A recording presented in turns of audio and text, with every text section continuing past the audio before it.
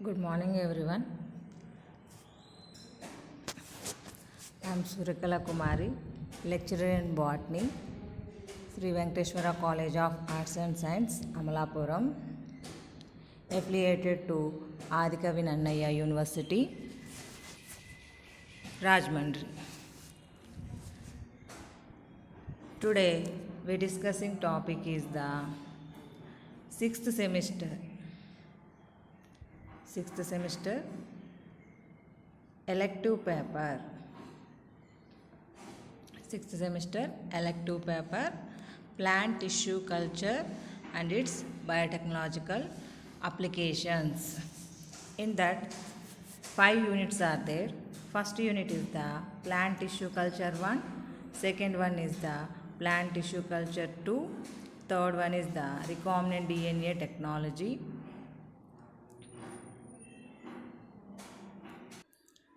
fourth one is the methods of gene transfer, fifth one is the applications of biotechnology. These 5 units are given the 6th sem elective paper in botany syllabus. First unit is the plant tissue culture 1. In that, history of plant tissue culture. What is the history of plant tissue culture? Next to basic principles of plant tissue culture. What is the basic principles? In that, cell culture, callus culture, meristem culture and organ culture. In next, totipotency of cells, differentiation and de-differentiation. These are the concepts of first chapter. In second chapter, methodology, plant tissue culture methodology. In that, sterilization, physical sterilization and chemical sterilization methods. Culture media preparation, basic culture, that is the Murashig and Skug media preparation. Phytohormones, medium for micropropagation or clonal propagation of ornamental and horticulture important plants. This is the second chapter. Third chapter is the callus subculture. What is the callus culture? How to subculture the callus, how to maintenance, growth measurements, how to differentiate the callus, that is the cytodifferentiation, morphogenesis in callus culture, organogenesis and somatic embryogenesis. These are the first unit, 3 chapters. In that, we first discussing the history of the plant tissue culture. What is the history? History of plant tissue culture. The history of plant tissue culture involves the entire history of botany.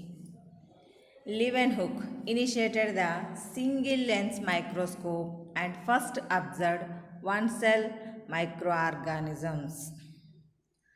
That is the basic of the cell.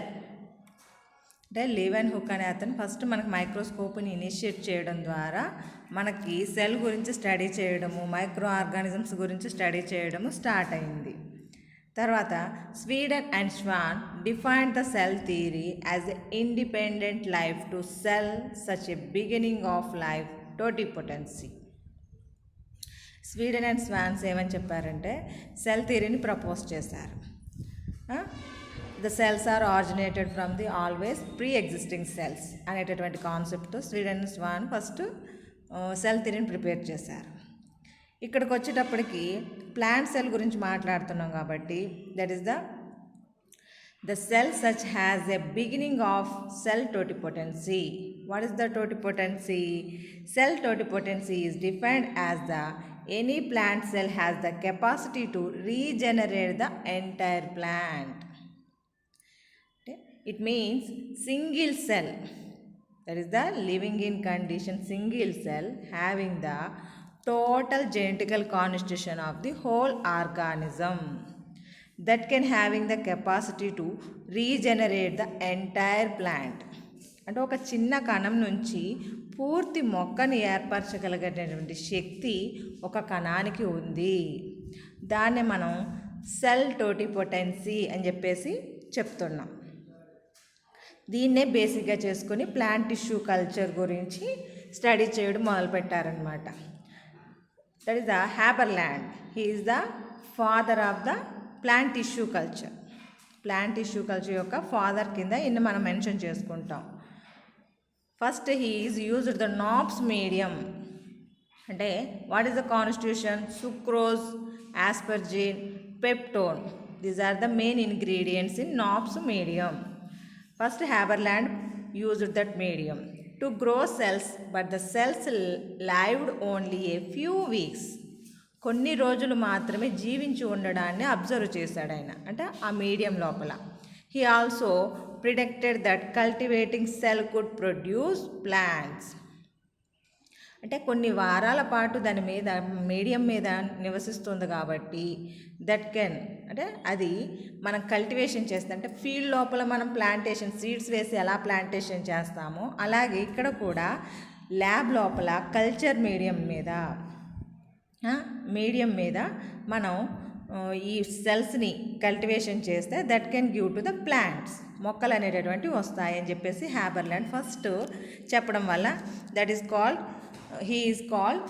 హ్యాబర్లాండ్ is called father of the plant tissue culture అని చెప్పేసి పిలవడం జరిగింది. తర్వాత Hannig అనే అతను anticipating the procedure of embryo resource successfully cultured premature crucifer embryos. Here premature అంటే ఫలవంతంగా లేనటువంటి, పక్వానికి రాలేనటువంటి ప్రీమెచ్యూర్ లూసిఫర్ ఎంబ్రియోస్, లూసిఫర్ మొక్కలో నుంచి ఉండేటువంటి ఎంబ్రియోస్ని ఐసోలేట్ చేసి తను కల్చర్ చేశాడనమాట. He observed that embryos produced small weak plantlets in culture instead of developing into normal embryos. He called this as precocious germination. అంటే జనరల్గా అయితే మనం సీడ్ కల్టివేషన్ చేసేటప్పుడు అయితే అందులో ఎంబ్రియో ఉంటుంది కాబట్టి నెంబర్ ఆఫ్ డెవలప్మెంట్ స్టేజెస్ జరిగి that can finally give to the plantlet, అంటే that can take in the some of time, ఎక్కువ సమయం పడుతుంది. కానీ ఇక్కడ ల్యాబ్ కండిషన్ లోపల మనం కల్చర్ చేసినప్పుడు ఎంబ్రియోస్ని అందులో ఉన్న వాటిని సెపరేట్ చేసి కల్చర్ చేస్తాం కాబట్టి with in short time that can give to the plantlets. అంటే some of stages are skipped in condition, అంటే కొన్ని దశలు అనేటటువంటివి ఎగిరిపోతాయి మధ్యలో డెవలప్మెంట్ స్టేజెస్ సంబంధించి. అందువల్ల దాన్ని ప్రికాషియస్ జెర్మినేషన్ అని చెప్పేసి చెప్పడం జరిగిందనమాట. Next Rechinger in 1893 placed segments of poplar stem and beetroot on a wet filter paper and observed callus formation. ఈ రిచింగర్ అనే అతను ఏం చేశాడంటే ప్లాంట్ యొక్క సెగ్మెంట్స్ని, అంటే స్టెమ్ పార్టికల్స్ని, అదే రూట్ పార్టికల్స్ని కట్ చేసి ఫిల్టర్ పేపర్ సహాయంతో, అంటే ఫిల్టర్ పేపర్ మీద పెట్టి ఆ ఫిల్టర్ పేపర్ని కల్చర్ మీడియం మీద ప్లేస్ చేశాడనమాట. ప్లేస్ చేయడం ద్వారా after the some of weeks that can form the callus. అంటే క్యాలస్ అంటే ఏంటో కాదండి, గ్రూప్ ఆఫ్ సెల్స్, అంటే సిమిలర్ స్ట్రక్చర్ కలిగి ఉన్నటువంటి అమార్ఫస్ అన్డిఫరెన్షియేటెడ్ సెల్స్ అన్నమాట. అంటే క్యాలస్ ఫార్మేషన్ జరగడాన్ని అబ్జర్వ్ చేశారు ఈయన. తర్వాత లెబాక్ అనే అతను he cultured the rare hybrid embryos from non-viable seeds to maturity. అంటే అందులో ఉండేటటువంటి ఎంబ్రియోస్ ఫలవంతంగా లేనటువంటి ఎంబ్రియోస్ని కాస్త బాగా మెచ్యూరిటీ కలిగినటువంటి విత్తనాలని ఉత్పత్తి చేయడం కోసం ఉపయోగించినటువంటి టెక్నిక్ అన్నమాట. అలాగే గౌత్రెట్ అనే ఆయన had been the first to successfully cultured plant tissue. He grew cambial tissues. Cambial tissue means మనకు వాస్కులర్ టిష్యూ ఉంటుంది కదా, వాస్కులర్ లోపల జైలంకి ఫ్లోయంకి మధ్యలో కేంబియం టిష్యూ ఉంటుంది. ఆ కేంబియం టిష్యూస్ని ఆఫ్ ఎసర్ సూడోప్లాంట్నస్ సెలైన్ కార్పియా, శాంబకస్. అంటే ఈ మొక్కల్లో ఉండేటటువంటి ఈ కేమియా టిష్యూని ఐసోలేట్ చేసి దాన్ని కల్చర్ చేశాడనమాట ఈ గౌత్రేట్ అనే అతను. Next White, P R White. He is also father of plant tissue culture in USA. ఇతను ఏం చేశాడంటే he is the first to grow excised root tips of tomatoes in continuous culture. Tomato plants యొక్క root టిప్స్ని use చేసి culture చేశాడనమాట కంటిన్యూస్గా. White and Gautheret would get successful their pertinent choice or material from investigation, careful selection of nutrient media suitable for growing plant tissue. అంటే మనకి media is the important అనమాట. మనం తీసుకున్నటువంటి మీడియాని బట్టి ప్లాంట్ యొక్క గ్రోత్ డిపెండ్ అయి ఉంటుంది. అందుకే వైట్ తను ఒక కల్చర్ మీడియాని ప్రిపేర్ చేశాడు. వైట్ మీడియా అని పిలుస్తామన్నమాట దాన్ని మనం. In 1935 white reported successful culture of tobacco callus. You know tobacco మనకి లీఫ్ మెటీరియల్ అనేటటువంటిది ఇంపార్టెంట్ అందులో మనకి. ఆ టొబాకో ప్లాంట్స్ని కల్చర్ చేసి అందులో ఉండేటటువంటి క్యాలస్ని మెయింటైన్ చేసి మొదలుపెట్టాడు అనమాట. అంటే ఇతను ఒకనే కాదు, చాలామంది ఉన్నారు. The workers from France, USA, Czechoslovakia, China, Germany, Italy, India, Russia etcetera have done sincere developed in developing tissue culture techniques in various fields of normal and pathological plant physiology, biochemistry, cytology, genetics, which have now been used in biotechnological studies. అంటే plant tissue కల్చర్ని ఒక మొక్కలు ఉత్పత్తి చేయడం గురించే కాకుండా వేర్వేరు అవసరాల కోసం ఉపయోగించడం జరుగుతుంది. అంటే ఈ డిపార్ట్మెంట్స్లో ఉపయోగిస్తున్నారు అని చెప్పేసి, అంటే వీళ్ళు ఒకరేని కాదు చాలామంది ఉపయోగిస్తున్నారు. Next Van Overbeek et al అనే అతను first used the coconut milk in tissue culture. Coconut మిల్క్ని టిష్యూ కల్చర్ లోపల ఉపయోగించాడంట. ఎందుకోసం ఉపయోగించారంటే that can stimulates the callus formation in cultures of excised embryo of Datura. అంటే దతూరా ఉమ్మెంత అనేటటువంటి ఒక మొక్క ఉంది కదా, దానిలో ఉండేటటువంటి ఎంబ్రియోస్ని ఐసోలేట్ చేసి వాటి నుంచి క్యాలస్ ఏర్పడేలాగా ఎంకరేజ్ చేయడం కోసం కోకోనట్ మిల్క్ని యాడ్ చేస్తారంట. అంటే coconut is the more nutrient containing material. అందువల్ల మనం కోకోనట్ మిల్క్ను కూడా ప్లాంట్ టిష్యూ కల్చర్లో యూజ్ చేయొచ్చు అనే విషయాన్ని వ్యాన్ ఓవర్ బీక్ ఎటాల్గా అంటే అతని బృందం కలిసి చెప్పారు. Next FC Stewart, renowned plant physiologist, studied the therapeutic effect of coconut milk in carrot culture medium. ఇతను ఏం చేశాడంటే క్యారెట్ కల్చర్ చేసినప్పుడు అందులో కోకోనట్ మిల్క్ని యూజ్ చేస్తారనమాట. He also studied the growth factors in coconut milk. అంటే కోకోనట్ మిల్క్లో ఏమున్నాయో అని చెప్పేసి చెప్తున్నారు, growth factors and other liquid endosperms. Among the active material he extracted from the coconut milk were several ingredients that are how commonly included in purified form in many tissue culture media. Coconut still used in some orchid culture medium. Stewart has shown that it is possible to produce a complete plant from a single cell. అంటే మనకి ఈ Stewart అనే అతను ఈ coconut milk గురించి ఇంకా బాగా study చేశారనమాట. అంటే క్యారెట్ కల్చర్ మీడియం, అంటే క్యారెట్ని కల్చర్ చేయడం కోసం అందులో వన్ ఆఫ్ ద ఇంగ్రీడియంట్కి యూజ్ చేయడం జరిగింది. అంటే మనకి కోకోనట్ అనగానే అందులో మిల్క్ అంటే మనకి వాటర్ ఉంటుంది కదా, that is the liquid endosperm. అలాగే మనం వైట్ పల్పీ లేయర్ని ఫుడ్గా తీసుకుంటాం కదా, that is the solid endosperm. These are the most useful things అన్నమాట, మంచి ఎనర్జీని ఇచ్చేటటువంటివి. అలాగే ఇక్కడ మన కల్చర్ మీడియం లోపల మనం మొక్కలకి కల్చర్ చేసేటప్పుడు ఆ టిష్యూకి న్యూట్రియంట్స్ సప్లై చేసేటటువంటి ఒక మీడియంగా యూజ్ చేసుకుంటున్నాం అన్నమాట. దీన్ని ఉపయోగించి చాలా ఆర్కిడ్ మొక్కలు ఉంటాయి కదా, అంటే సీడ్స్ జర్మినేషన్ జరగవు ఆర్కిడ్ ప్లాంట్ లోపల, చాలా చిన్నగా డస్టీ లైక్ స్ట్రక్చర్లా ఉంటాయి. అందువల్ల అలాంటి సీడ్స్ని ఈ కల్చర్ మీడియంలో డెవలప్ చేయడం కోసం కోకోనట్ మిల్క్ని యాడ్ చేయడం మొదలుపెట్టారనమాట. అంటే సింగిల్ సెల్ నుంచి మనకి హోల్ ప్లాంట్ జనరేట్ అవడంలో that can acts as the important role. Next Miller అనే సైంటిస్టు డిస్కవర్డ్ ద కైనిటిన్. అంటే దిస్ ఈజ్ ఆల్సో గ్రోత్ హార్మోన్కి సంబంధించింది. A hormone that promote bud formation and potent cell division factor and that the group of plant growth regulators is known as cytokinin. అంటే మనకి growth hormones, plant growth hormones అనగానే auxins, gibberellins, cytokinins idea ఉంది కదా. ఆ సైటోకైనిన్స్లో one of the part అనమాట కైనెటిన్ అనేటటువంటిది. అంటే కైనెటిన్స్, సైటోకైనిన్స్ అనేటటువంటి గ్రూప్లో వన్ ఆఫ్ ద పార్ట్. అంటే మనకి ఎందుకు ఉపయోగపడుతుందంటే సెల్ డివిజన్ని ఎంకరేజ్ చేసేటటువంటి హార్మోన్ అన్నమాట. అంటే మనకి డివిజన్ జరిగి గ్రూప్ ఆఫ్ మాస్ సెల్స్ ఏర్పడడానికి ఉపయోగపడుతుంది అని మిల్లర్ ఎక్స్ప్లెయిన్ చేశారు. ఈ మిల్లర్ తోటే మళ్ళీ స్కూగ్ అనే ఇద్దరు కంబైన్డ్ అయ్యి that can study the roots and shoots from callus treated with the auxin and కైనెటిన్.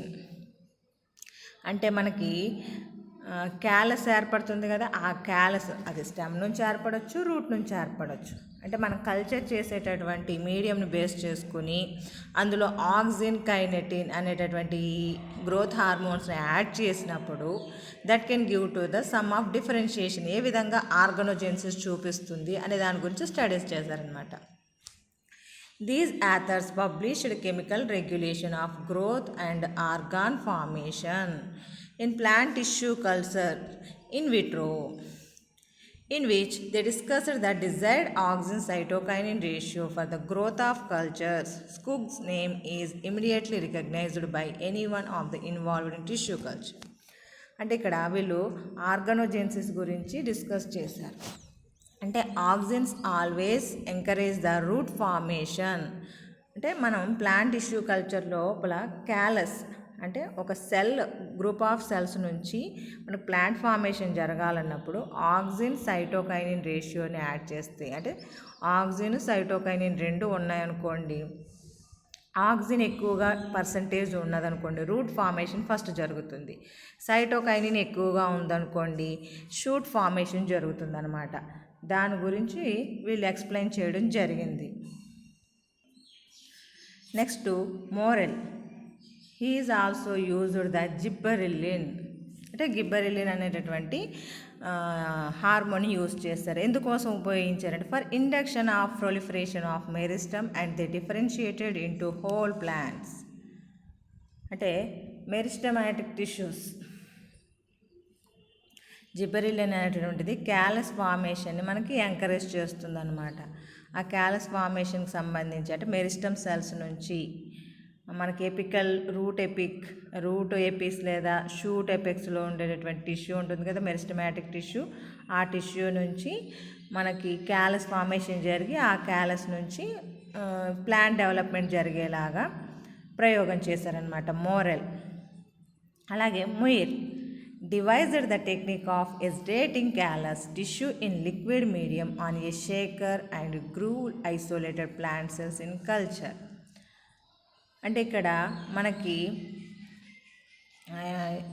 Shaker అనేటటువంటిది ఒక ఇన్స్ట్రుమెంటు, అందులో మనం కల్చర్ మీడియం అంటే మనం లిక్విడ్ మీడియం మీద ప్లాంట్ కల్టివేషన్ చేసినప్పుడు, అంటే లిక్విడ్ మీడియం చేసినప్పుడు దాన్ని ఎజిటేటింగ్ అంటాం, అంటే రొటేషన్ చేస్తాం. రొటేషన్ చేసినప్పుడు అందులో నుంచి మనకి ఆ క్లమ్స్ లాగా ఉండేటటువంటి ఒక ముద్దల్లాగా ఉండేటటువంటి ప్లాంట్ టిష్యూస్ అనేటటువంటివి బయటికి సెపరేట్ చేయొచ్చు అన్నమాట.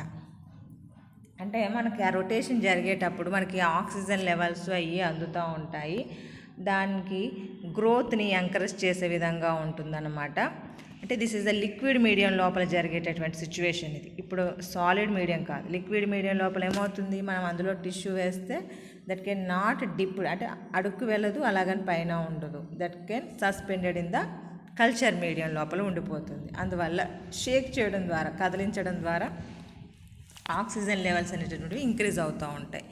దాని ఆధారంగా అందులో ఉండేటటువంటి సెల్స్ అనేటటువంటి గ్రో అప్ అయ్యి క్యాలస్ ఫార్మేషన్ చేయడానికి చాయిస్ ఉంటుందన్నమాట. దాని గురించి డిస్కస్ చేసింది ఫస్ట్ టైము ముయిర్ అని అతను. E C Cocking, enzymatic isolation, culture of protoplast.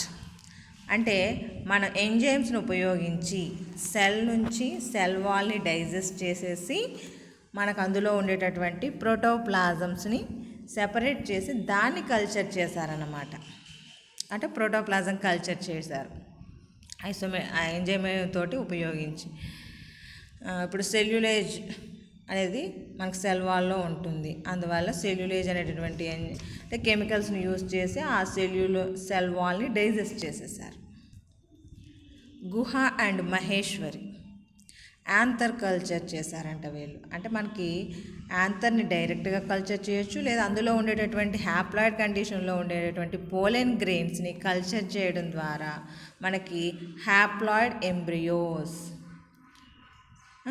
Male plants అనేటటువంటివి ప్రొడ్యూస్ చేయొచ్చు అన్నమాట. అలాగే జేపీ నిచ్ అనే అతను కల్చర్ ఆఫ్ మైక్రోస్కోప్స్ అంటే culture of microspores of Datura, అంటే మనకి ఉమెద మొక్క ఉంటుంది కదా, అందులో ఉండేటటువంటి పోలెన్ గ్రెయిన్స్ని, మైక్రోస్పోర్స్ అంటే పోలెన్ గ్రెయిన్స్, ఆ పోలెన్ గ్రెయిన్స్ని కల్చర్ చేశారు. అలాగే నికోటియానా అంటే టొబాకం ప్లాంట్ ఉంది కదా, నికోటియానా టొబాకం అనేటటువంటి ఆ ప్లాంట్లో కూడా పోలెన్ గ్రెయిన్స్ని యూజ్ చేసి కల్చర్ చేయడం మొదలుపెట్టారు. Next Melchers, production of somatic hybrid.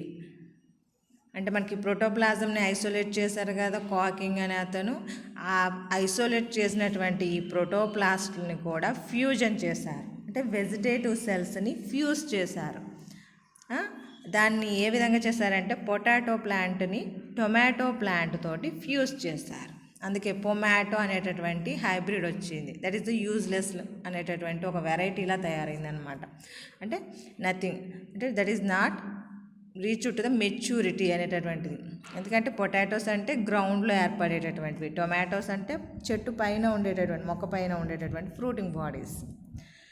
ఈ రెండింటికి మధ్యలో క్రాస్ చేయడం, అంటే క్రాస్ చేయలేదు, ప్రోటోప్లాస్ట్ని ఆ సెల్లో ఉండేటటువంటి ఒక ప్రోటోప్లాజంని సెపరేట్ చేసి పొటాటోలో ఉండేటటువంటి ప్రోటోప్లాజంతో ఫ్యూజ్ చేశారనమాట. అంటే this is the somatic cells తోటి జరిగింది కాబట్టి సోమాటిక్ హైబ్రిడ్ అని చెప్పేసి పిలుస్తాం. This is the tissue culture history. అంటే ఈ టిష్యూ కల్చర్కి బేసిక్ ప్రిన్సిపల్స్ ఏంటి అని చెప్పేసి డిస్కస్ చేస్తున్నాం కదా.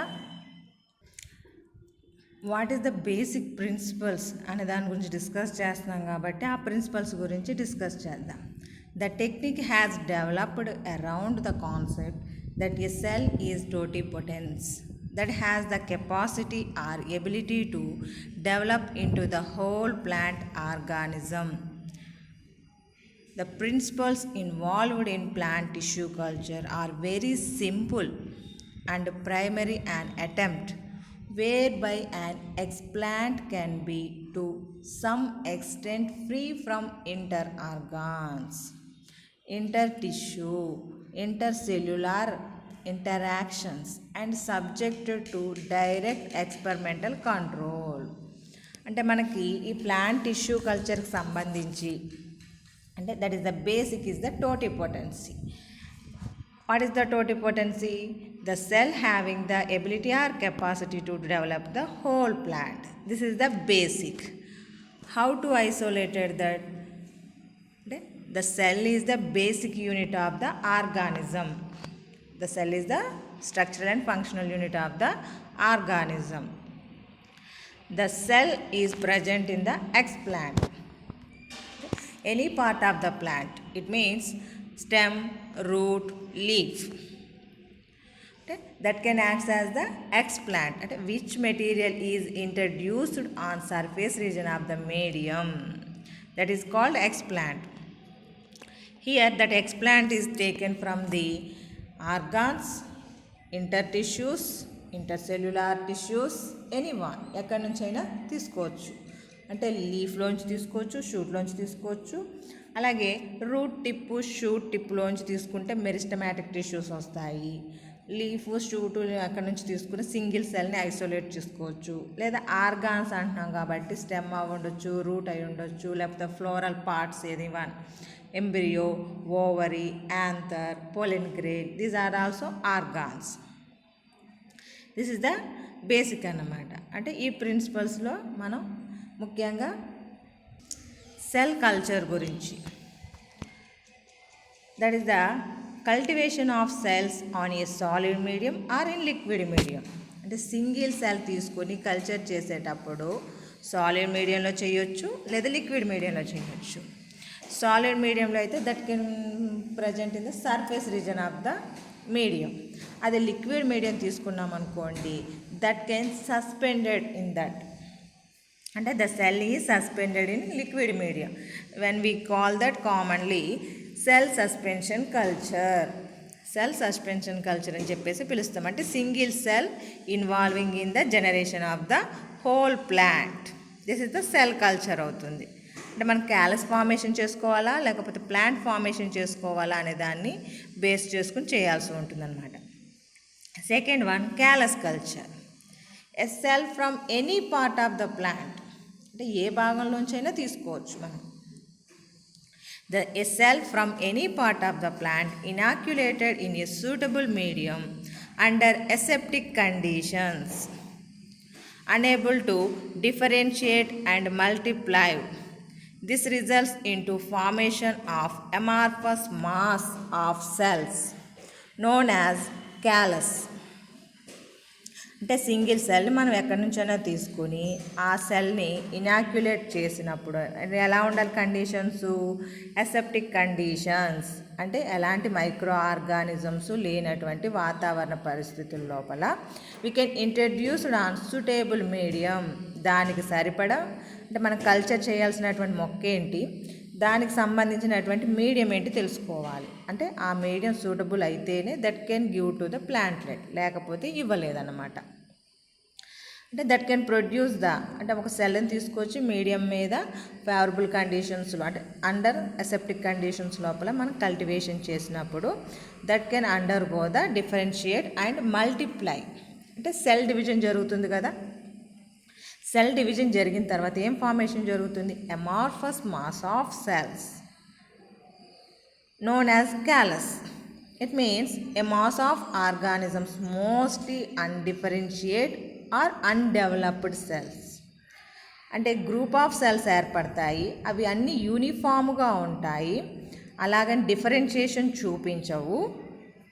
అలాంటి సెల్స్ని మనం క్యాలస్ అని పిలుస్తున్నాం. That is a group of cells which can be induced to redifferentiated and appropriate medium to develop embryos.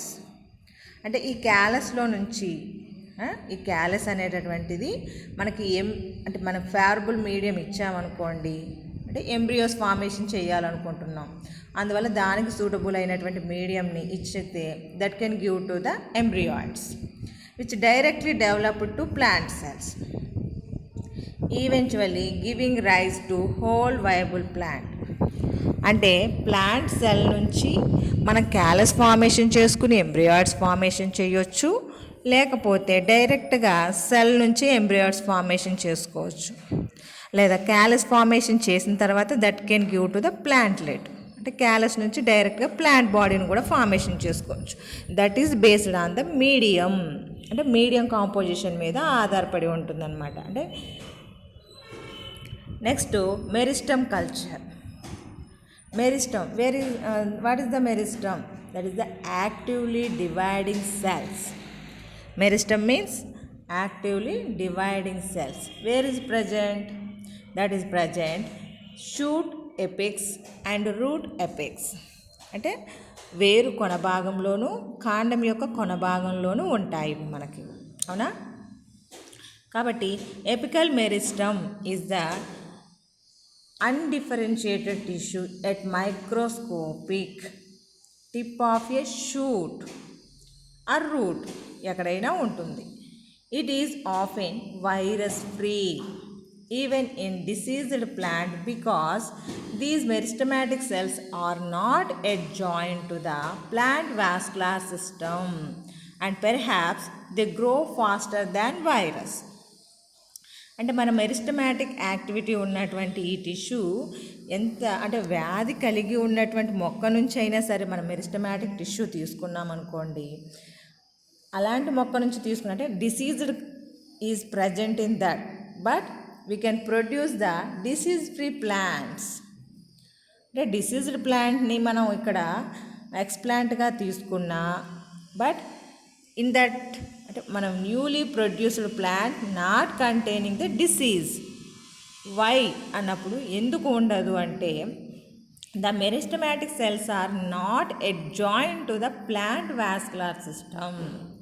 అంటే ప్లాంట్ లోపల ఉండేటటువంటి వాస్కులర్ సిస్టమ్ అంటే వాటర్ ట్రాన్స్పోర్ట్కి ఫ్లో అంటే ఫుడ్ ట్రాన్స్పోర్ట్కి ఉపయోగపడే టిష్యూస్ ఉంటాయి కదా, ఫ్లోయమ్ అండ్ జైలం, వాటితో కనెక్ట్ అయి ఉండదు.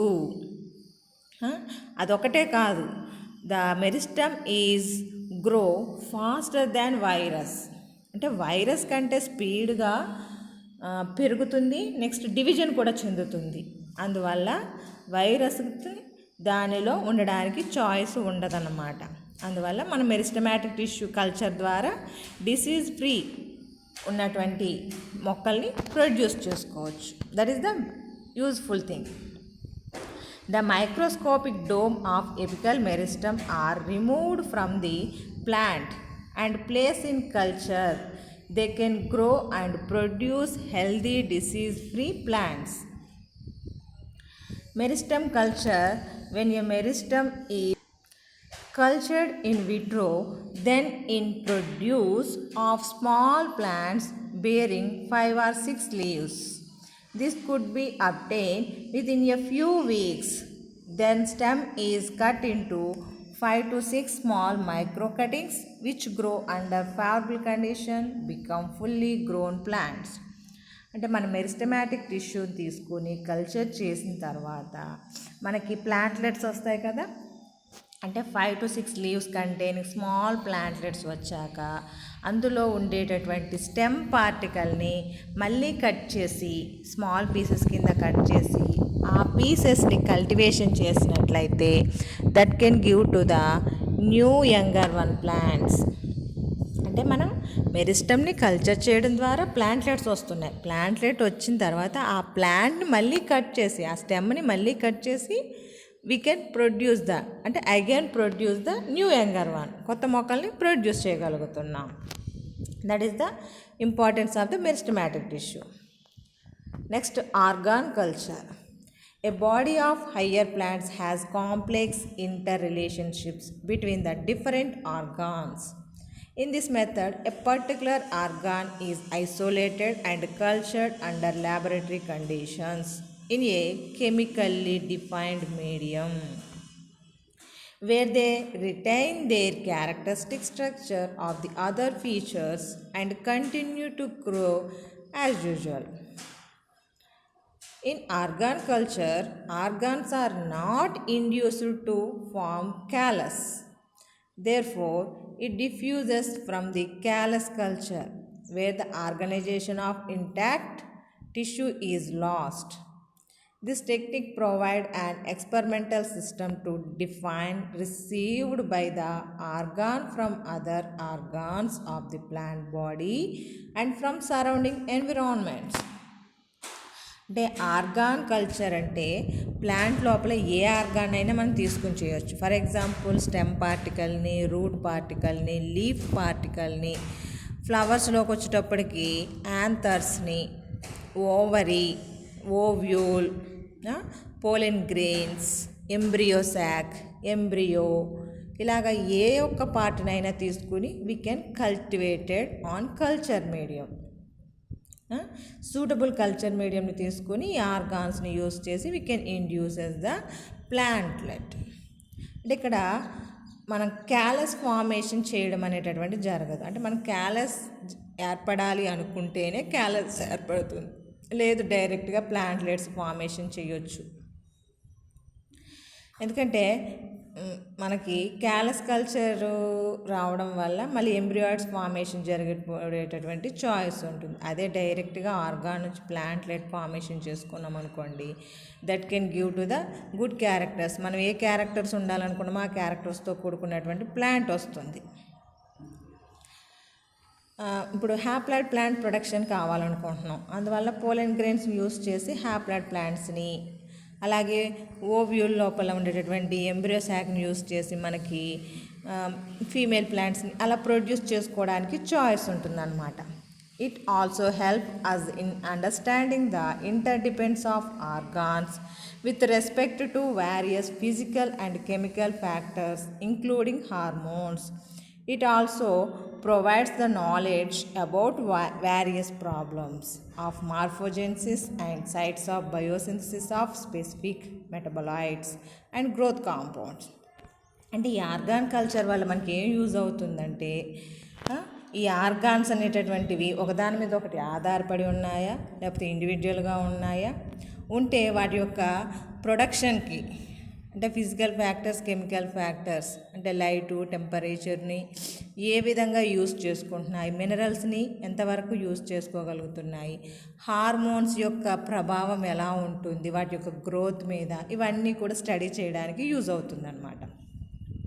అంటే we can observe these problems, అంటే study of the how to effect the factors to growth of the plant అనే విషయాన్ని, హార్మోన్స్ యొక్క విషయాన్ని అబ్జర్వ్ చేయడానికి ఉపయోగపడుతుంది.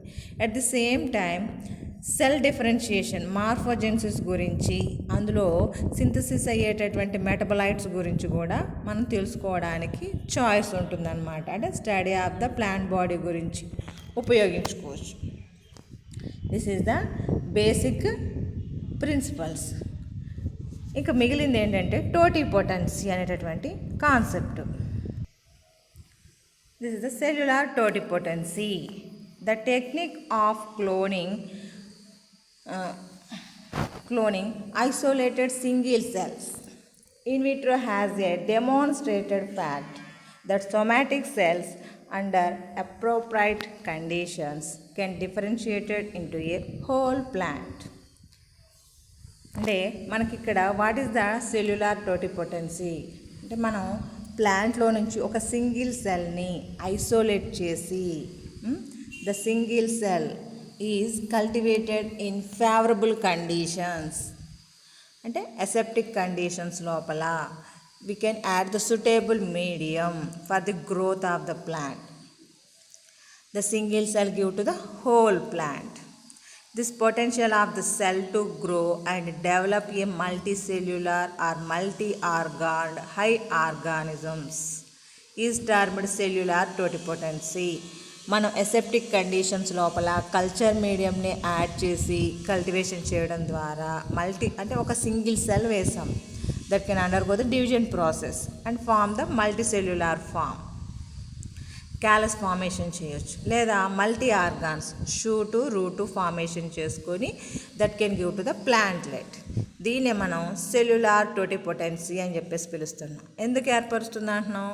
Single cell having the whole characters of the plant body, అంటే ఒక కణం లోపల మొక్కకు సంబంధించినటువంటి అన్ని విషయాలకు సంబంధించిన జన్యు పదార్థం ఉంటుంది కాబట్టి, అందువల్ల ఒక మొక్క నుంచి అంటే ఒక కణం నుంచి మనం హోల్ ప్లాంట్ ఫార్మేషన్ చేయడం జరుగుతుందన్నమాట. దిస్ ఈజ్ ఓన్లీ అక్కడ ఇన్ ద ప్లాంట్ సెల్స్, మొక్కల్లోకి మాత్రమే సాధ్యమవుతుంది ఒక కణం నుంచి ఒక మొక్కను ఏర్పరచడం. Since the potential like mainly cellular differentiation, this indicates that all genes responsible for differentiation are present within the individual cell and may of them inactive in differentiated tissue or organs are able to express only under adequate culture conditions. అంటే ప్రతి ఒక్క కణంలోనూ ఇలాగా plant formation చేసేటటువంటి లక్షణం ఉంటుంది. కాకపోతే ఏంటంటే situation రావాలి కదా, సమయాన్ని బట్టి అవసరాన్ని బట్టి ఆ క్యారెక్టర్ బయటకు వస్తుంది, అంతే కదా. అలాగే ఈ మొక్క లోపల ఉండేటటువంటి ప్రతి ఒక్క సెల్లో ఈ క్యారెక్టర్ ఉన్నప్పటికీ కూడా, డిఫరెన్షియేషన్ చేయగలిగేటటువంటి కెపాసిటీ ఉన్నప్పటికీ కూడా దట్ కెన్ ఇన్యాక్టివ్ ఇన్ అంటే సైలెంట్ ఇన్ కండిషన్లో ఉండిపోతాయి. When conditions are favourable that, దానికి ఎప్పుడైతే సమయం వస్తుందో ఆ సమయంలో దాని యొక్క క్యారెక్టర్ని ఎక్స్ప్రెస్ చేస్తుంది అన్నమాట.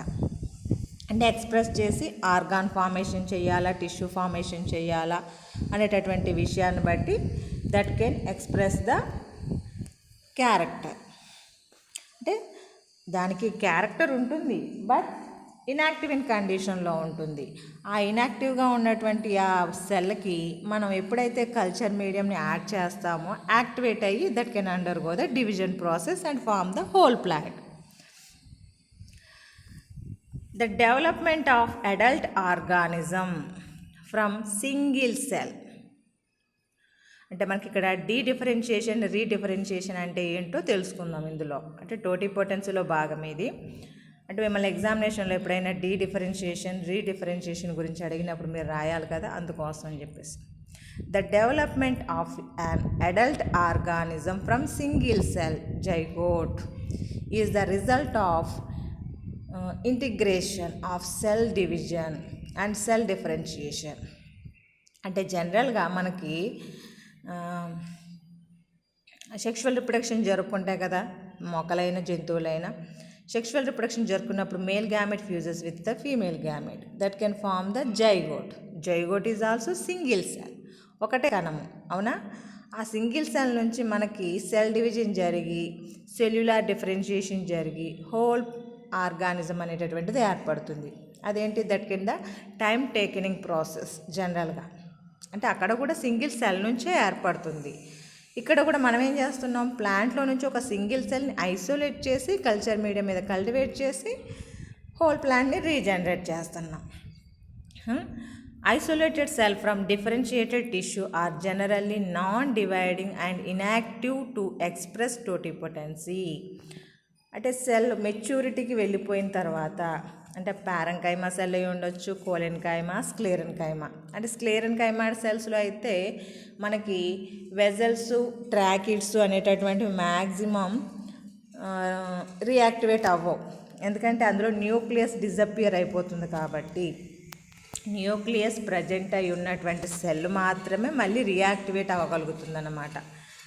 అంటే మెచ్యూరిటీకి వెళ్ళిపోయినటువంటి సెల్స్ కూడా దట్ కెన్ రీబ్యాక్, అంటే మళ్ళీ వెనక్కి వచ్చి అంటే మెరిస్టమాటిక్ యాక్టివిటీని తిరిగి తెచ్చుకొని that can involving in the production of the new plants. That is the basic ఇక్కడ. అంటే differentiated tissue are generally non dividing and inactive to express totipotency. అంటే మెచ్యూరిటీకి వెళ్ళిపోయినాయి అంటే ఏంటి, డివిజన్ జరిగేటటువంటి కెపాసిటీని కోల్పోయిందని అర్థం. అంటే డివిజన్ చెందలేనటువంటి సిచ్యువేషన్లోకి వెళ్ళిందని అర్థం. ఇన్యాక్టివ్గా ఉండిపోతుంది మెచ్యూరిటీకి, అంటే ఏదో ఒక ఫంక్షన్ చేసుకుంటూ that is present in that region. The differentiated cell first undergo dedifferentiation. అంటే మెచ్యూరిటీకి వెళ్ళిపోయినటువంటి సెల్ని మళ్ళీ అందులో ఉండే లక్షణాలని మనం మళ్ళీ యాక్టివ్ చేయాలి, అంటే ఎంకరేజ్ చేయాలన్నమాట. ఆ ఎంకరేజ్ చేసేటటువంటి ప్రాసెస్ని డీడిఫరెన్షియేషన్ అంటాం. అప్పుడు ఎంకరేజ్ చేసినప్పుడు యాక్టివ్గా వస్తుంది, యాక్టివ్ అవుతుంది. యాక్టివ్ అయినటువంటి సెల్ మళ్ళీ ప్లాంట్లెట్ ఫార్మేషన్ చేసేటటువంటి కండిషన్ ఏమో రీడిఫరెన్షియేషన్ అంటాం. అంటే మెచ్యూర్ సెల్లు మెరిస్టమాటిక్ సెల్గా ఫార్మేషన్ జరగడాన్ని ఏమో డీడిఫరెన్షియేషన్ అని, ఆ ఏర్పడినటువంటి మెరిస్టమాటిక్ సెల్ మళ్ళీ ప్లాంట్ ప్రొడక్షన్ చేయగలిగేటటువంటి కెపాసిటీని ఏమో రీడిఫరెన్షియేషన్ అంటాం అన్నమాట.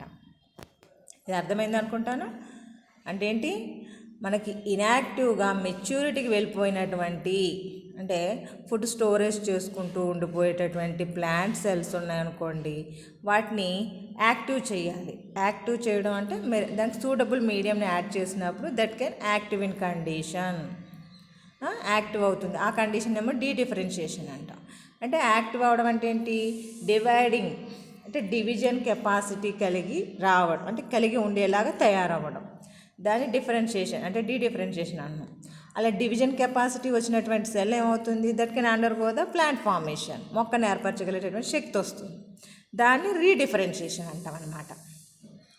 The phenomenon of a mature cell reverting to a meristematic state.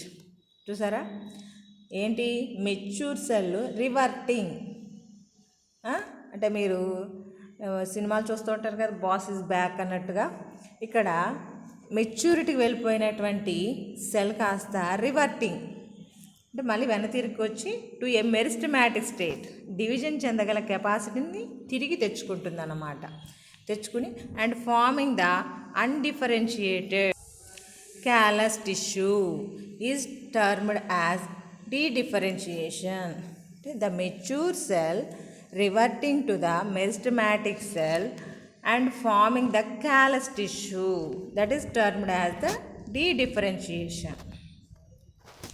Where the ability of a de-differentiation cells to form a whole plant organ is termed as the redifferentiation. అంటే meristematic tissue కింద వచ్చిన తర్వాత callus formation చేస్తుంది. ఆ callus formation నుంచి whole plant ఏర్పడుతుంది. దాన్ని redifferentiation అంటాం. Thus the cell differentiation is the basic event of development in higher organism conveniently refer to as the cyto differentiation.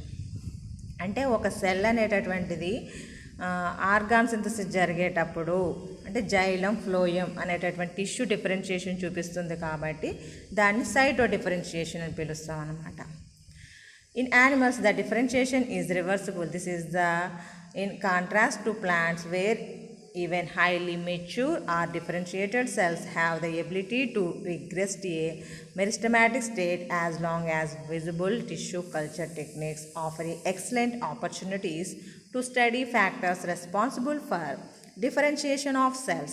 These factors controlled cellular totipotency through the cytological, histological and organogenetic differentiation.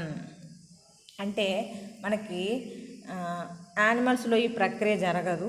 కాకపోతే ఏంటంటే మనకి ఈ meristematic tissue రావడము మళ్ళీ plant formation చేయడము అనేటటువంటిది that is the అంటే how to factors responsible for the differentiation of cells అనే దాన్ని స్టడీ చేయడానికి ఉపయోగపడుతుంది అన్నమాట. అంటే ఫ్యాక్టర్స్ కంట్రోల్ ద సెల్యులార్ టోటిపోటెన్సీ అంటే టోటిపోటెన్సీ అనేటటువంటి ఫ్యాక్టర్ని ఎలా కంట్రోల్ చేస్తున్నాయి. మనకి సైటలాజికల్ అంటే కణ పరంగా అంటే సెల్ బయాలజీ పరంగా, హిస్టలాజికల్ అనాటమీ పరంగా చూసుకున్నట్లయితే ఆర్గనోజెనెటిక్ డిఫరెన్షియేషన్ అంటే వీటన్నిటి గురించి స్టడీ చేయడానికి మనకి టోటిపోటెన్సీ యూజ్ అవుతుంది అన్నమాట.